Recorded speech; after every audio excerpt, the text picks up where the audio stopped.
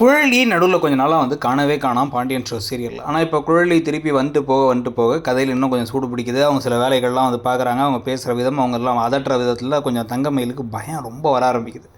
இன்னொரு பக்கம் வந்து பார்த்தீங்க அப்படின்னா வந்து இப்போ அப்பத்தாவையுமே வந்து ஏற்ற வீட்டிலேருந்து இந்த வீட்டுக்கு கொண்டு வந்து வச்சுக்க போகிறாங்க போல் அம்மாச்சி என்கிற அப்பத்தா அவர்களை. ஏன் அப்படின்னா வந்து இங்கே நடந்த பிரச்சனையில் இவங்களை வந்து வீட்டுக்குள்ளே நுழையக்கூடாது, சத்தியம் பண்ணணும் அப்படி இப்படின்னு பேசும்போது, இவ்வளோ தூரம் உன்னை அவமானப்படுத்தவனை வீட்டு நீ எதுக்கு போகணும், நீ நம்ம வீட்டில் இருக்கு, என் கூட அதனால வரைக்கும் உங்க கூட இருந்தல, இனிமேல் என் கூட இரு அப்படின்னு சொல்லிட்டு வந்து கோமதி இவங்களை தன்னுடைய வீட்டிலேயே வச்சுக்கிறது. ப்ளஸ் அவங்களுமே வந்து வீட்டுக்கு வந்தப்பறம் சகஜமாகி, ஆனால் வந்து அவங்களுக்கு ராஜியை நல்லா தெரியும், மீனாவும் முன்னாடியே பிடிச்சிருக்கு, தங்கமயில்கிட்ட ஏதோ ஒரு பிரச்சனை இருக்கோ, ஏதோ ஒன்று மறைக்கிற மாதிரி இருக்கேன்னா அவங்க யோசிக்க ஆரம்பிக்கிறதுன்னு கதை போகலாம். இதுக்கு நல்லா ஸ்கூல் விவகாரத்துக்கு வேலைக்கு போக மாட்டேன்னு அவங்க அடம் பிடிக்கிறது. சரவணனும் வந்து இல்லைப்பா அப்படின்னு எடுத்தாலும் ஏய் பேசிட்டா வேலைக்கு போகிறா அப்படின்னா டக்குன்னு சரவணன் அடங்கிடுவார்.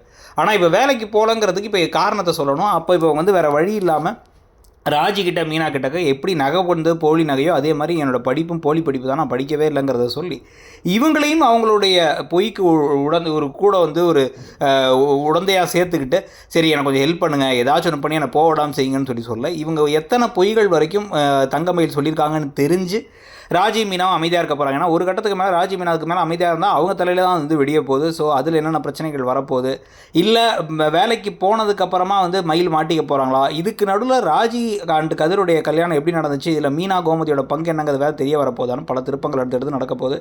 எது எப்படியோ வந்து திருப்பங்கள் இருக்கோ இல்லையோ ஜாலியாக ஒரு மாதிரி எல்லோரும் பிடிச்சி ரசிக்கிற மாதிரி இந்த கதை போகுதுன்னு தோணுது. உங்களுக்கு இந்த சீரியல் எப்படி போகுது, ஒத்து வருதா ஒத்து வரலையா ஏங்கிறத சொல்லுங்கள். தேங்க்யூ.